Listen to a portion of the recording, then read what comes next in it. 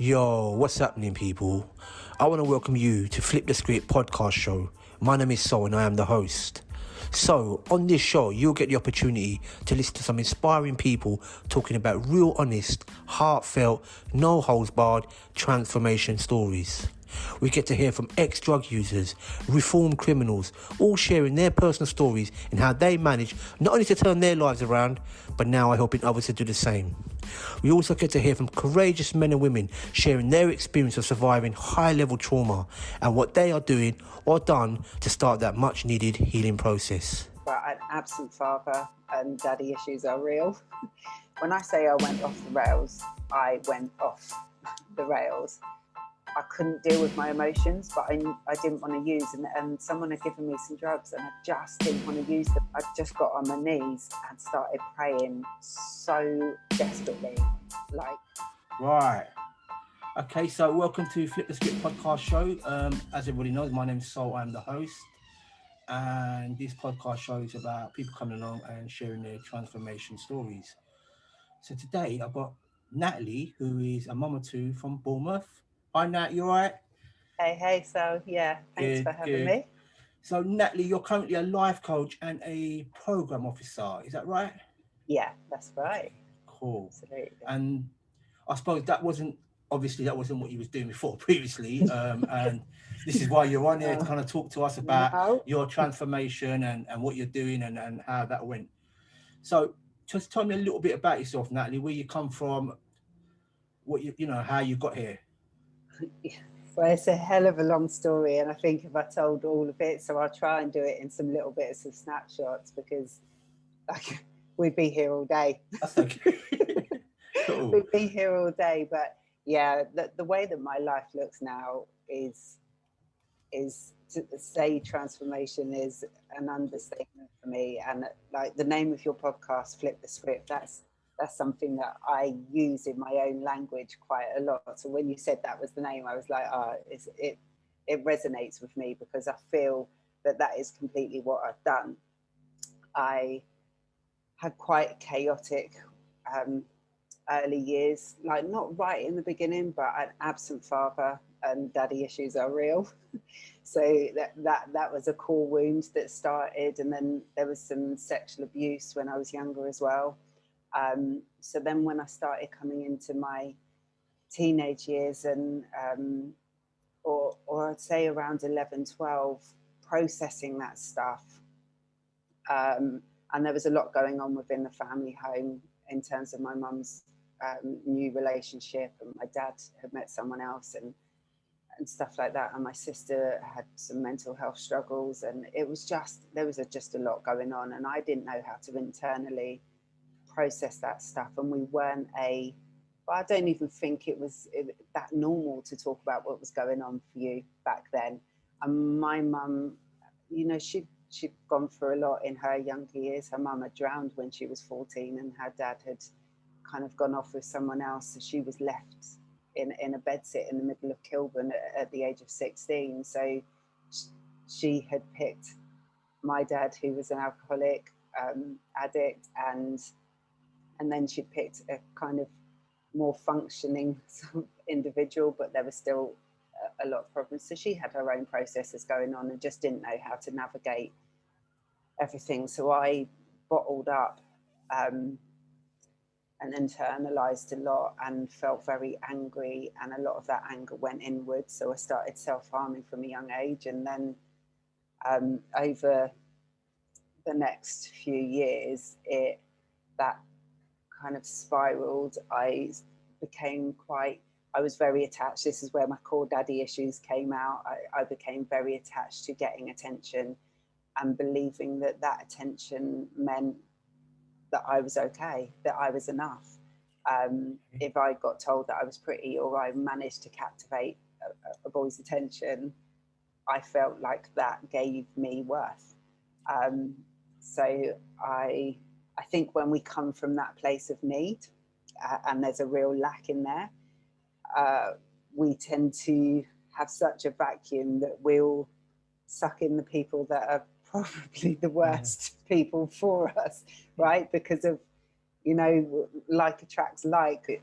At the age of 14 and a half, I ran away from home with a complete undesirable who was quite a bit older than me. They were 22, I think, and Wow. they were from a bail hostel, so that was where my standards were from day dot. It was like, yeah, I just no value or self-worth, I guess, and so I ran away with him, and I don't even remember where I went or how I got there, but I was basically the victim of a rape from that, and when I got picked up by police about 4 days later, I refused to go back home. I think I was just so deep. I had a deep rage, and I just wanted to do what I wanted to do. I didn't want anyone telling me what to do. And my stepmom, and she was still with my dad at the time. Like, my dad was still not there, not present, smoked lots of cannabis and drunk. So, but she gave me freedom. And my mum coming from a fear-based place, she tried to control more because I was becoming out of control, right? So, because that's what we do when we lose control and we feel fear, quite often we tend to become a little bit more controlling. So I refused to go home, and I went and stayed with my stepmom, but I was just given complete freedom. And at the time, that was exactly what I wanted. In hindsight, is probably not what I needed, but I don't. It's not that there's anyone did it right or wrong. It was just two different parenting styles that were very conflicting, and I ended up pregnant from that incident and had a termination, and it was really strange because it was never like there were no services that picked up that I'm having a termination at 14 years old. That, like, it was just not talked about, and I think I internalized it deeper, and the self-hate and the self-loathing became deeper, and the wanting to escape, and there also was a part of I was a bit of a thrill seeker, right? And I think that quite often, when we've suffered experiences that impact on our whole, what I understand and now know about trauma, it impacts on our whole system. So our production of serotonin and releases of dopamine aren't that strong. So then you become a bit of a thrill seeker, because the more of the thrill, the more of the release of dopamine, right? We seek outside of ourselves, don't we? Absolutely. To kind of top up, as they say. Absolutely. Yeah. But it was really strange because I was also raised with quite a lot of morals, right? I was raised in Catholic church when I was younger, and I had that moral foundation. Yeah, it was like almost when I shut any faith in anything out, when I shut connection to family out, when I shut down, it was like I completely turned off my moral compass as well, completely at the same time. So when I say I went off the rails, I went off the rails. And between the spaces of 14 and a half to the age of 21, I had been to 5 rehabs. I'd been to prison 5 times.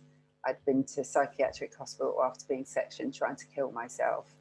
I have got 14 pages of convictions because I was just a prolific offender. The drugs took hold deeply. It escalated so quickly. It was unreal. Yeah. So when you talk about, you've been in prison, you went rehabs, and you've got all of this stuff on, this is this 14 off and 21. Like, if you look at it now, you would think, like, wait a minute, there's something going on for this young girl, man. Like, was there anybody saying to you, well, what's going on for you now? What is? Yeah, I've got, obviously, because I did go to treatment. My mum, kept from a distance trying her hardest. By the time I was 15, I'd left my stepmum and dad's as well. Okay. They separated very soon afterwards, but I'd left. So there was no, I just pushed everything away, and I went deep. My sister and I spent a lot of time together at that time and kind of were quite chaotic together. But I just got immersed in like abusive, toxic relationships. Like my first, what I'd call what I thought was a real relationship, what what I thought was a real relationship, but that was very, well, God knows what I thought, but it was full of domestic violence. It was full of real dark abusiveness, really, and chaos. And it just spiraled from there. And I did have one relationship that was slight. It wasn't normal at the beginning, but when I was 17 and a bit, it settled in. He kind of was a bit chaotic and then turned himself around and tried to get me to. But I just wasn't ready. Like 5 treatment centers, people trying to speak into my life, but I wasn't ready to go there with myself. Like my mum always kept, because I'd end up like running off from the treatment centres or whatever, and my mum would always get given my belongings and paperwork and whatever. And I've got some paperwork, and even the levels of dishonesty that I had with myself. Like I remember talking. I wrote a story to obviously share in group about the level of abuse that I'd experienced. And I didn't go deep into the abuse, but I went deeper into, or I exaggerated the truth of how I felt at that moment in time, because it sent me back and I could remember it so clearly. And I didn't feel emotionally connected to that abuse. What I used it as an excuse to get angry, to like throw stuff about the room so I could have an excuse to leave, right? That was the levels of dishonesty that I had with myself, because I just wasn't ready to go there. So do you think that was like some kind of like, I mean, I know our bodies can, and our we can kind of, we protect ourselves sometimes you wasn't ready to go there. It's so self-preservation, 100%. It's that, like, oh my gosh, this stuff is going too deep. You're not ready to go there. I am not. My brain cannot compute so with your this. body boxes it off, compartmentalizes, and leaves it there. So right, that's there. It leaks out obviously in your life, but it's kind of, you've not gone. Yeah, and I think, and I was addicted to the chaos, and what I did for me is that it was always about an internal feeling. Like the drugs were just an external response to the internal. So as soon as I put the drugs down, what I do is pick up. So every single treatment centre, without fail, that I went into, I engaged in a dynamic and kind of relationship with a male every single time, without fail. And it was always, I was just constantly looking to self-soothe, because I didn't know how to do it myself. I didn't know how to. Do you think there could have been anyone or any person that could have got through to you at that time, when you look back at it now? I think had the interventions come earlier, which is why I work with teenagers, right? And I have for about 8.5, 9 years. And why I'm so passionate about working with them is because I think if you get the intervention earlier on. Now, had someone given me the emotional support to say, you're pregnant at 14, like, how did this happen? And I was able to go, oh, this is what happened. And then they asked me more stuff about, then maybe I would have got the help and support. But I just think at that point in time, those services weren't available, right? But on the other hand, I do think people tried. I do think people tried to, and I don't think I was emotionally mature enough. By the time it had gone past that pregnancy, the amount of chaos and trauma that I experienced and put myself through, it wasn't just at the hands of other people. Like, I put myself through a lot of trauma and exposed myself to a lot of darkness, right? So, yeah, I don't think at that point that I was ready. So do you think so from that age of 40 to 21, it wasn't so much about you trying to support your healing around what will happen. It's more about harm reduction for you. I think well people it's like trying to keep you safe in let's try not add any more trauma. But obviously that didn't you did kind of add more trauma Yeah, inevitably. yeah, absolutely. I think every time that I went to, it's the seeds being planted, isn't it? Every time I went to a rehab, 100%. every Yeah. time I went, even in prison, and got a little bit of mental clarity, because I found some poems that I wrote when I was in there when I was 18. And it was real deep stuff. There were pictures that I drew of me curled up in a ball wrapped in barbed wire and blood pouring off me, and then all of these words coming out of it. And I was trying to express, Express yeah, exactly what was absolutely. going on. Yeah. And I was trying to connect to something, because one of the prayers was about like trying to cry out to something spiritual, something to come and rescue me and save me, right?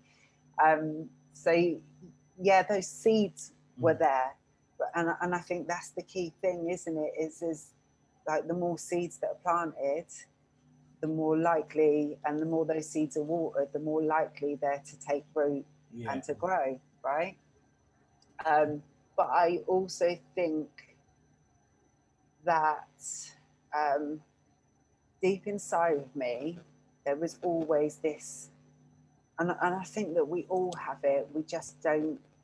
I don't know. Maybe quieten ourselves. But when I did have those moments of out of the chaos, there was a quieter, stiller voice inside that went like, "This isn't supposed to be your life.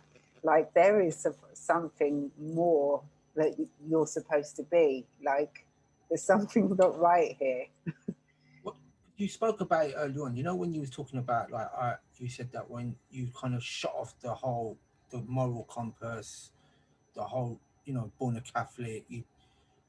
But I think what happened, I don't know, because I was I come from parents. My parents were religious and blah blah blah. So I kind of identify. But then what used to happen is to make it worse because I knew I came from a place where I knew that what I'm doing is wrong.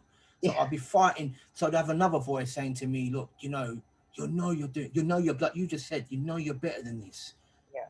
But then but you're still doing stuff that you can't understand, but you're better than this, but, and then it just gets worse. And then you're trying to Yeah. use drugs and whatever to try To and block it quiet, out, block it out quiet. even more. Yeah. But then the voice is still there. It's like, yeah, it's like it's like torture. It's like internal torture. And Yeah, yeah. As it got like, especially into the later stages, right? It it was pure internal torture, because I violated every moral compass that I probably had instilled in me in some form or another, and I had every sort of violation done towards me that the human spirit can take, right? And yeah, it is. The darker it gets, the more you want to escape it, and mm, it's really hard to feel or to believe that you can climb that mountain, because it seems, or you create in your mind like it's such an Everest. And as human beings, right, we want to go to the quickest route. We want to go to the, like, feel the pain, shortcut, yeah. go as quickly as possible, because we don't like discomfort, right? We don't like to feel pain. So I think that I would always go to that quickest route, but it never works.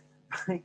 It never works, and I knew that the more dark it got, the more pain I felt, the more I tried to cover it, the less it worked, and you just get caught in this loop and this cycle that is really, it's painful. It's painful, and it's traumatic. And I think that that's where my turning point was. The last time I went into prison, I was in there for 7.5 months, and that was the longest that I'd ever been in. So it was almost long enough to get me back. That was the longest that I'd not used any substances.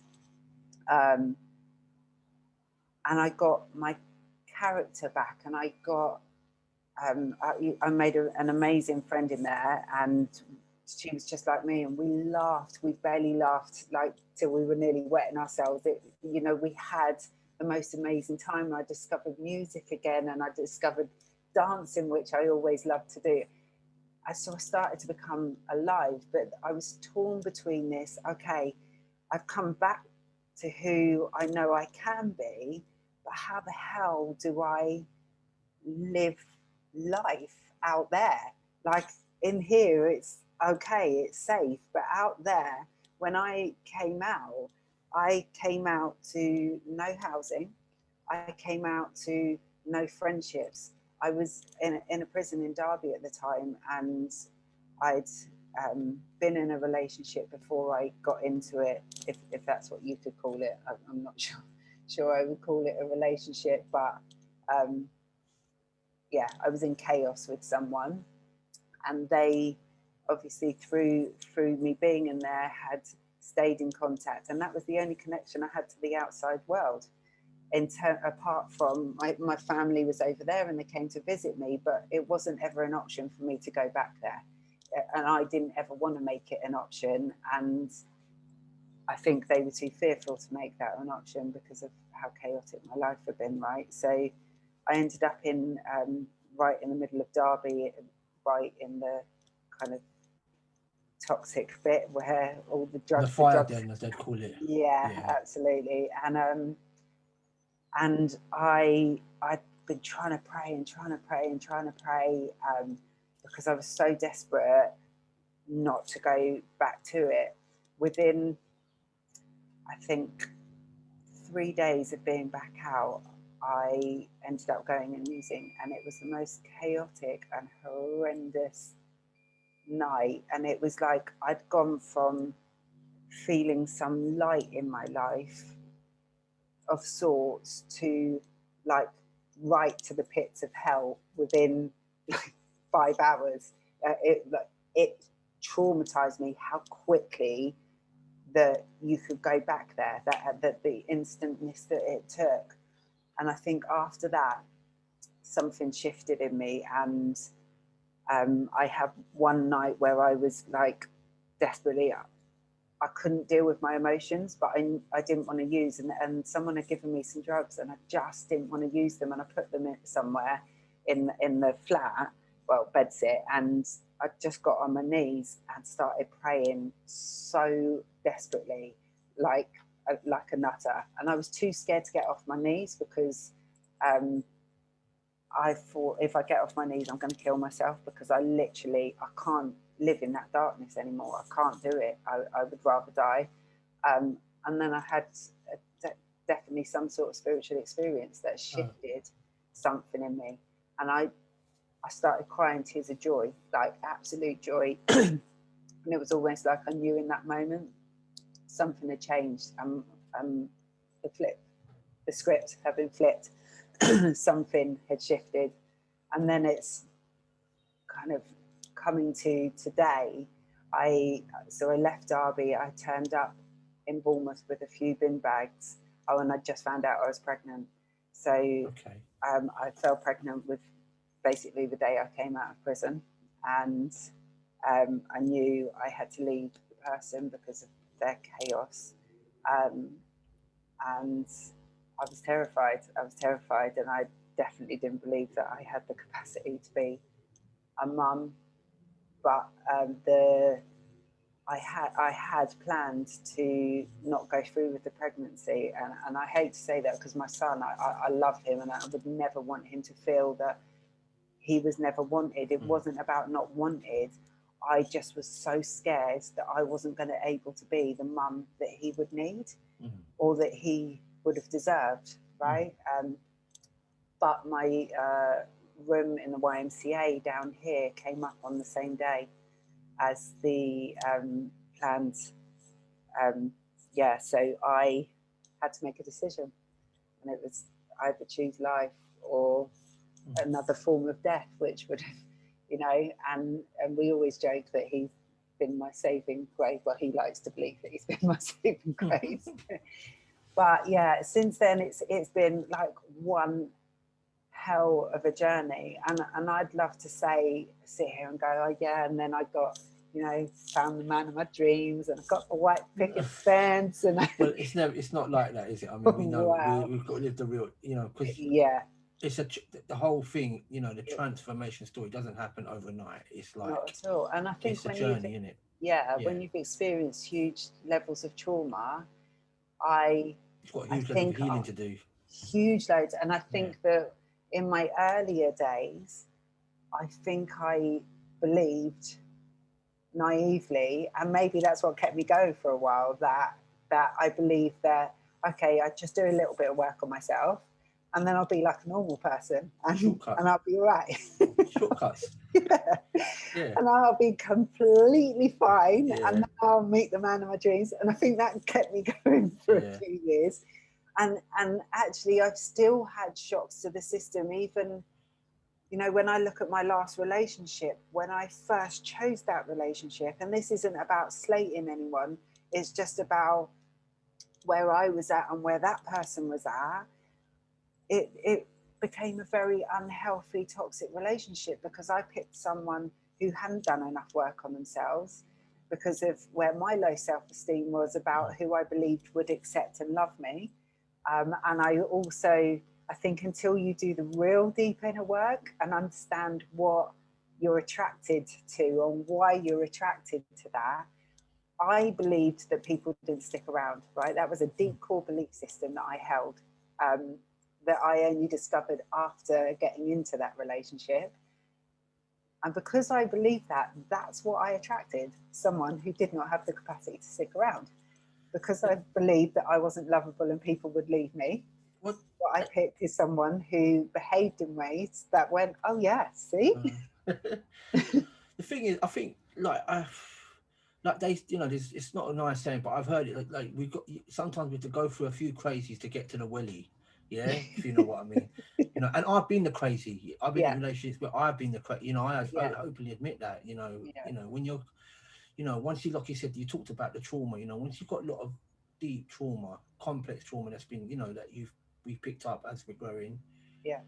healing from that's like it's not a shortcut, man. And if we don't do the work on us, what happens? We end up getting sick again, and we end up acting out. 100, Is that 100. the whole reason we did what we did, like using outwardly stuff, drugs, Yeah, sex, whatever he was doing, criminal, yeah. was to try and cover what we. So if we take away all of that stuff when we're trying to behave, like it's gonna come up Normal. again. If Of we course don't it, treat that stuff, of course. it's gonna And I play out think that also, things will keep coming back into our lives, right? until we, Until we wake right, up. yeah, Right? until we've learned the So, lesson, as they right, say, until yeah, we've learned the lesson. until it's painful enough to say, right, okay, now this is too painful. Now I need to change. Like right. you And spoke about, going back a little bit. I just I wanted to touch on that bit about the surrender when you was on your knees, and you spoke about you prayed and I think even coming down, moving forward, certain things like we've got these little windows of opportunity that happen. We've got to yeah, be open enough, just enough absolutely. to say, right, okay, look, this, and the message gets in, and I Absolutely. think for you, it might, with your relationship with the life should be, obviously, there must have been a window of opportunity where something came into your spirit and said to you, look, you're better than this, Yeah, you know. yeah, Um, absolutely. And I do think that is a key thing, is something that I have had to cultivate in me, but I've probably always had a bit, is like seeking. I always wanted to understand. I mean, when I was 11, I wanted to work in. Have you ever heard of Broadmoor? It's like yeah, the the criminal insane hospital. right Yeah, for right, okay. severe, For like severe criminal, yeah, serial killers. forensics, yeah, Yeah, like that was what so I always had this kind of wanting to know more, and I think that we all innately have that in us, yeah. right? I think it's just whether we tune ourselves into it and recognize it, in ourselves. But I think that, there's no difference between me and someone who hasn't made it, or climbed it out yet. I think what the difference is, the belief that there can be something different. because I think everyone has the full capacity. I think, yes, definitely we've all got levels of trauma that impact the brain in different ways, and we all have our own challenges.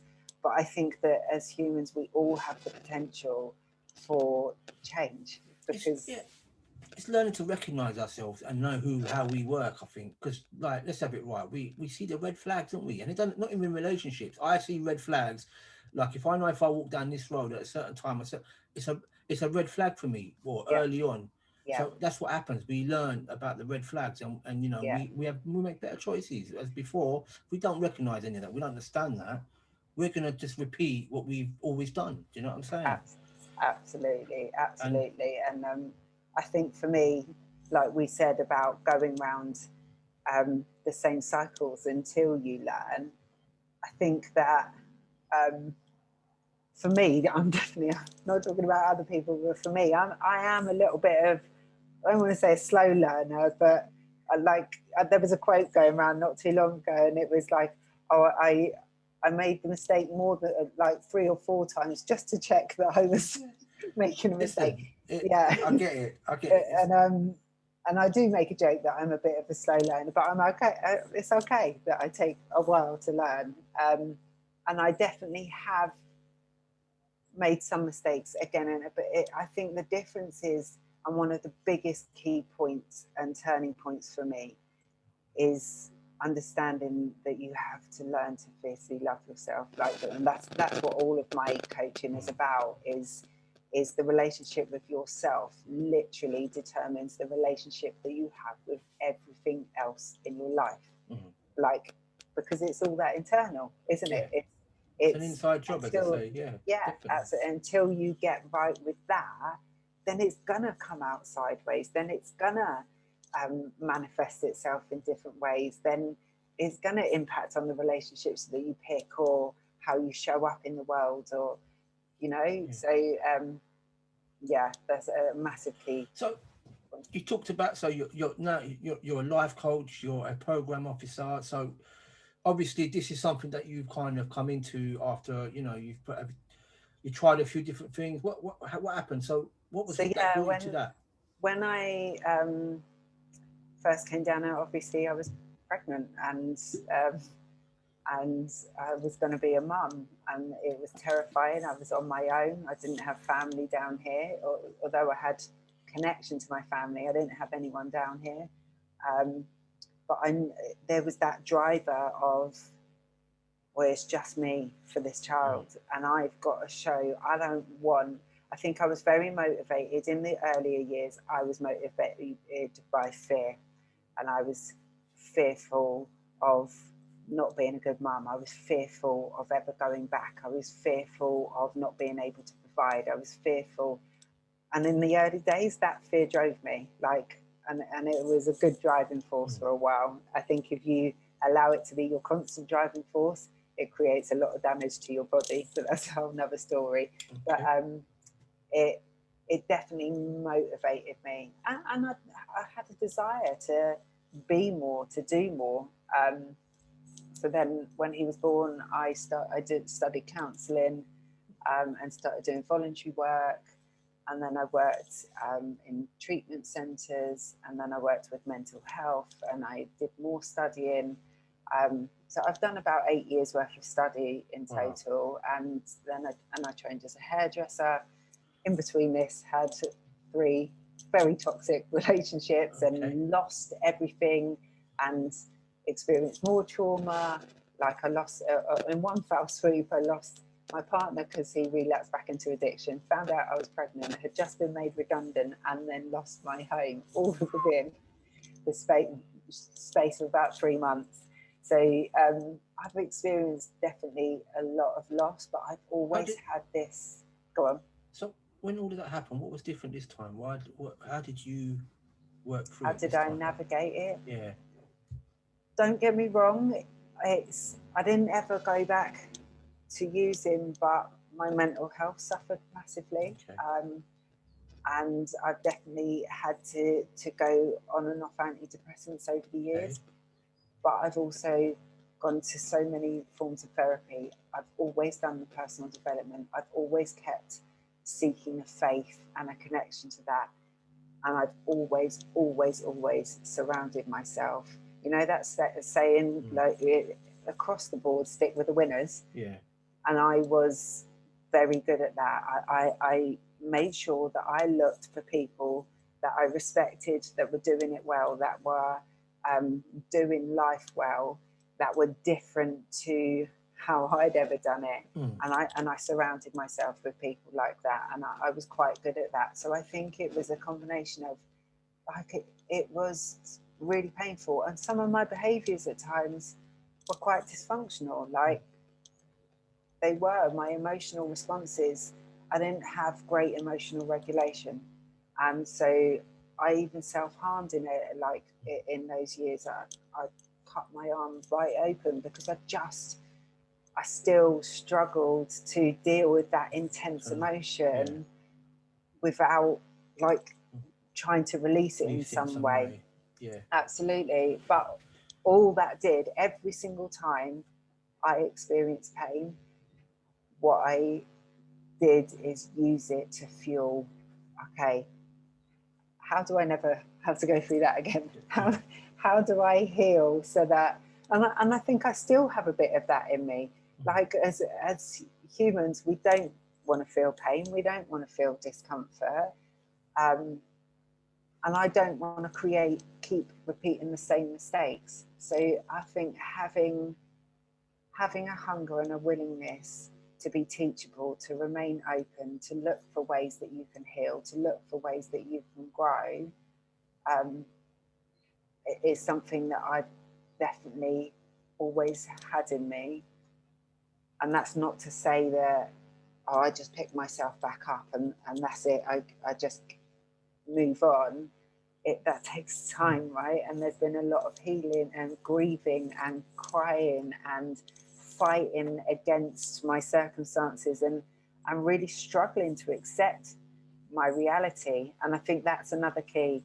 When you can get to a place where you can accept your reality, it's a lot less painful than trying to make your life fit this ideal that you have in your head about what you think life should look like and how you think life should turn out.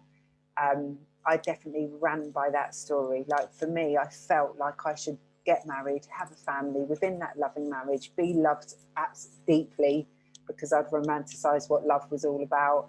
And that would make me happy, and that would make me whole. And if I just got a great career and all of that, then, and it was a completely constructed, romanticized view in my head. We were sold a lie, weren't we? When we was kids, we were sold a lie. Sold a lie. This is the Disney character, right. you know, the film, the Disney dream. 100%. And I'd say that at least maybe about 70% of my suffering has come from my thinking about the situation rather than the situation itself. It's not to say that, oh my God, yeah, it was horrible. It wasn't nice stuff that was happening to me. I've been cheated on in every relationship that I've been in. It's not nice stuff. I have experienced some real trauma, and it's not to negate that, but the stories that I attached to those events and what I felt it, or what I told myself it meant about me, and my resisting what was, is where a huge amount of my suffering came from. And I think when you learn that as well, that is where you flip the script. 100%. There's a really good quote, I don't know if I'm going to quote it right, by Caroline Miss, about, you know, the soul knows how to heal itself. The challenge is to silence the mind. Yeah, for sure. You know, absolutely, you know what I'm saying? Sure, for sure. And that is the challenge, man, because our thinking, it's an illusion, and it can torture us. Oh my gosh. Literally, if you spend time, this is something that I say to my clients all the time, if you spent time with a person that spoke to you the way you allow your mind to speak to you, like, they'd be gone. Exactly. Exactly. They'd be gone, or it'd be definitely, you'd be able to recognize it was one hell of a toxic relationship. And I don't think we're taught enough that we are not our thoughts. I remember I remember one day I was driving down the road, this is years back, and I remember seeing someone who didn't look very well.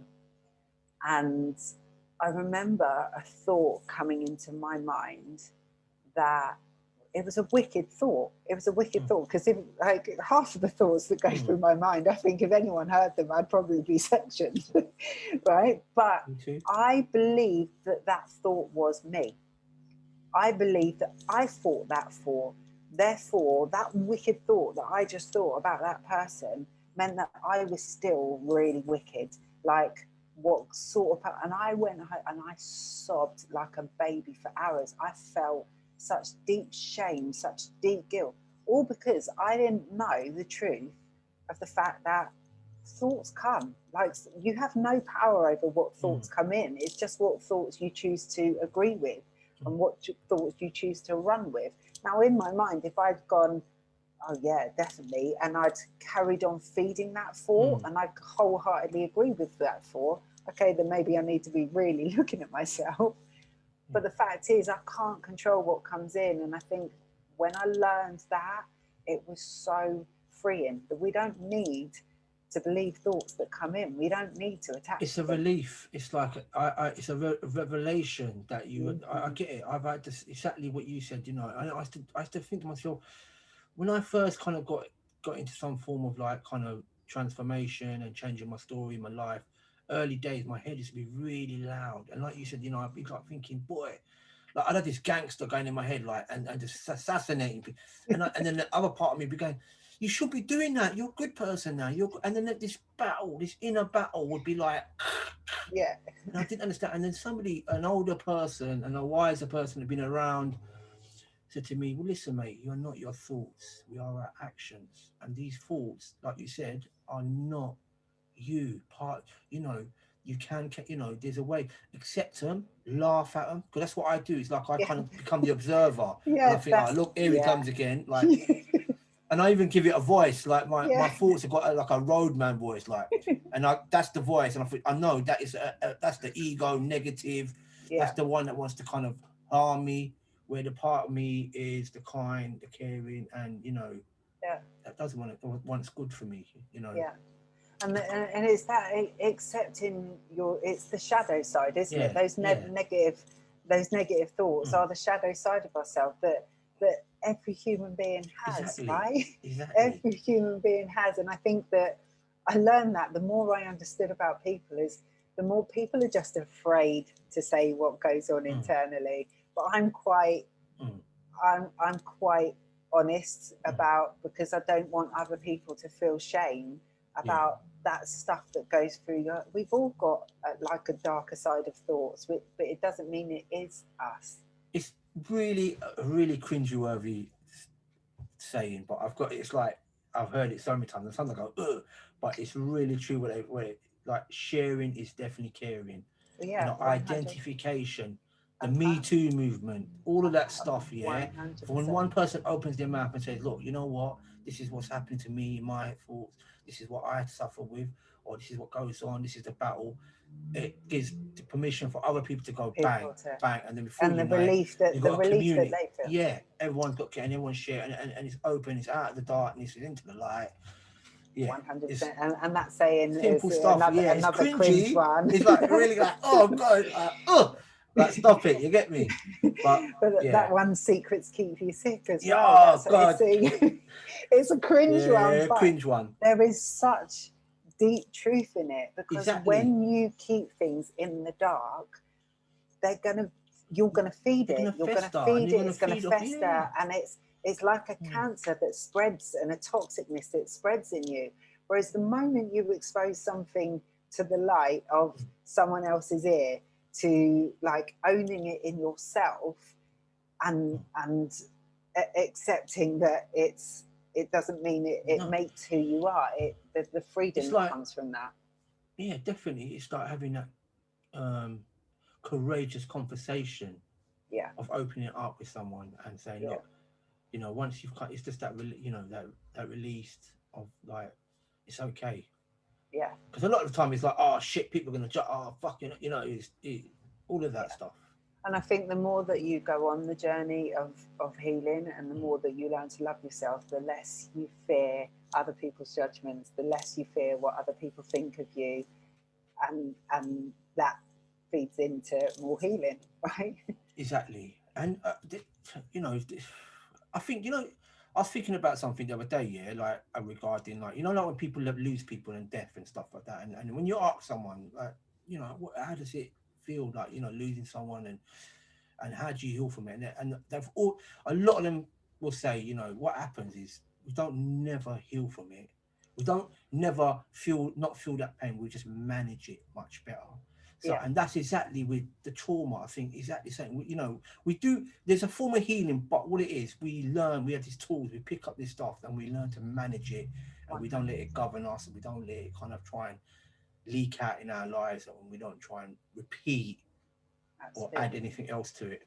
And I do think that there is, and I think in the kind of wellness kind of Mm, industry, and even coaching industry and mm, all of that, there is sometimes, I think, that a dream that's a bit missold, that you can get to this place and this state that is unobtainable, and or you may obtain it for a hot moment, but you can't maintain balance all the time, because something along else will come along in your life that will knock you off balance a bit, that will trigger some of your stuff, that will, and we're trying to seek this perfection, mm. right?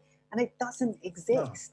It literally doesn't exist. We're trying to get to a point where we don't feel any pain anymore. no. Well, sorry to burst the bubble to people, but you're not ever gonna, because life is about the richness of everything. It's about joy and pain and laughter and tears and Yeah. love and anger, and it's the whole mixing pot. And to try and do life without, um, or trying to avoid Mm. constantly those what we perceive as negative emotions, I think is so damaging, So look, because the moment you change the belief that it's not yeah, negative and it's just an experience. exactly. And like, it's, we put so much kind of this thing to try and change when we're feeling like sadness or joy, or not so much sadness and pain, and we try everything we can to try and change that.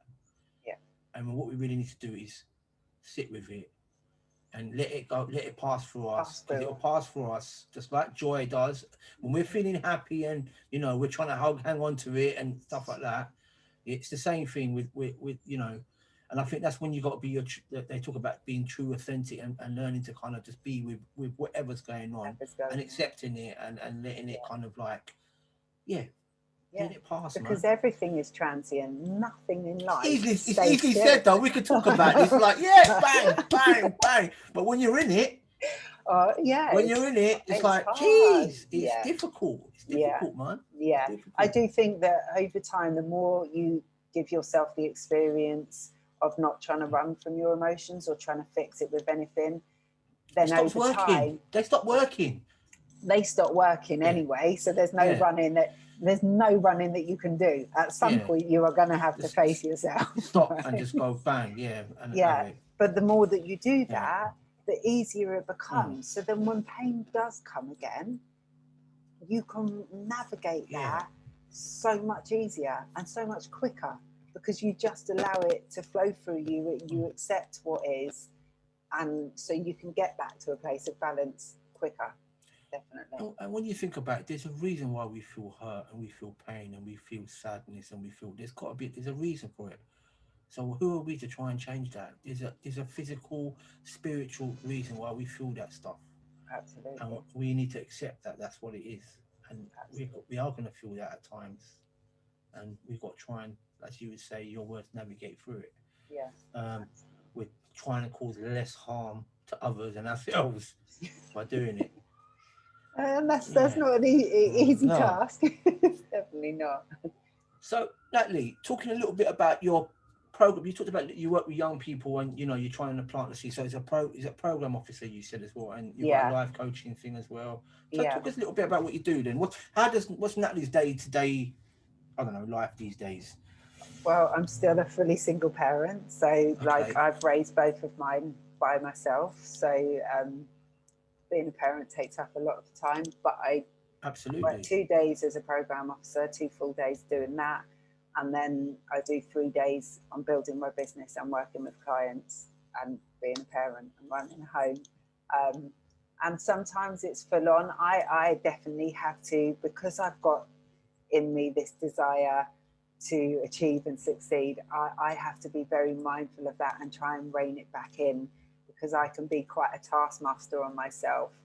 Um, because and I have to keep reminding myself, what do you think you're going to feel when you get this success? So that's a really good question to ask yourself. Like, if you're really hungry for something, but it's coming at the expense of other things and at the expense of your balance, what is it that you think you're going to feel when you get there? So I have to constantly remind myself of that. But I try and get as much balance as I can between juggling, building my business, So, work and kids.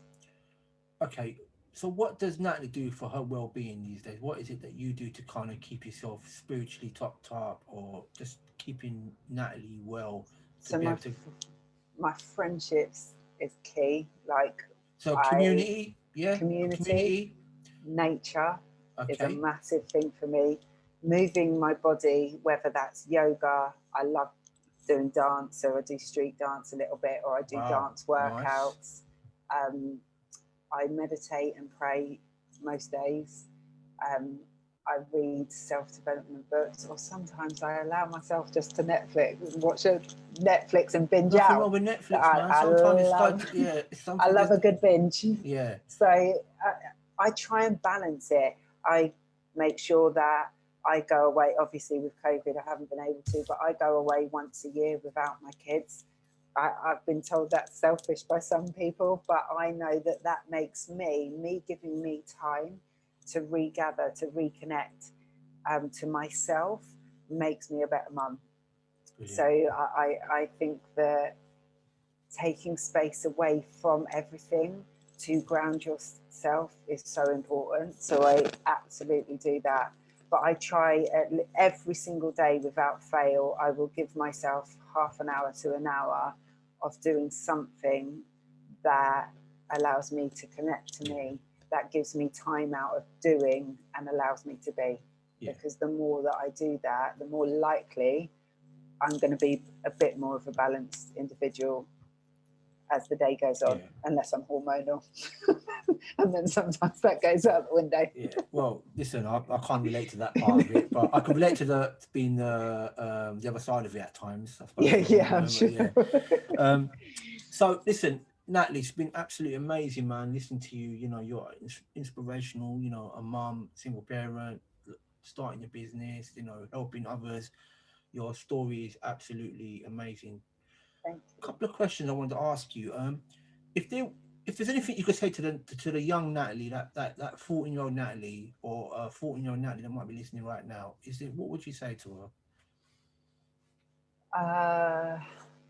I think I would probably say that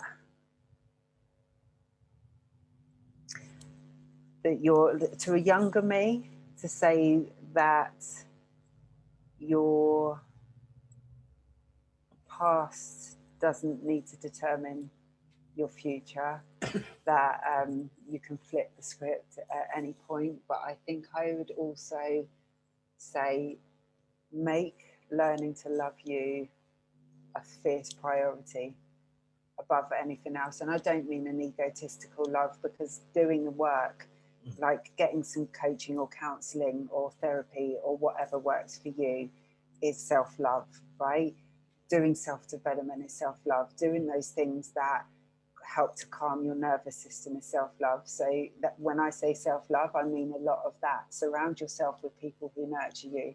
Um, but yeah, make loving you an absolute priority before anything else. Don't look for outside validation to heal something that can only be done internally. Brilliant, awesome. And also, who would you say is your role model? Who would you put up as your dead or alive, or somebody that you really inspire to be like, or has given you inspiration? There's not any one person. Like I tend not to put people on pedestals as much, but there are people that I absolutely admire and love what they've brought to the world. But there are so many, like Oprah Winfrey's and Maya Angelou's of the world. Those two are very big for me. And then, yeah, I mean, there's too many to count. But I go to different people for different things. Different people bring, there's a woman, Mel Robbins, and she's quite practical in her stuff and not very spiritual. And then I'll go to something else. But I think the more you open your eyes and look around and focus in the right area, there's so many people that can inspire you. Even people like you, I find, like, people that are trying to create, but you look at what you're trying to create. For me, that's and it inspires me. When I see someone doing something and creating something, it inspires me to carry on. That's it. So for me, I think you can find inspiration everywhere. Definitely. We just got to open our eyes, don't we, sometimes? Absolutely. And be open. Absolutely.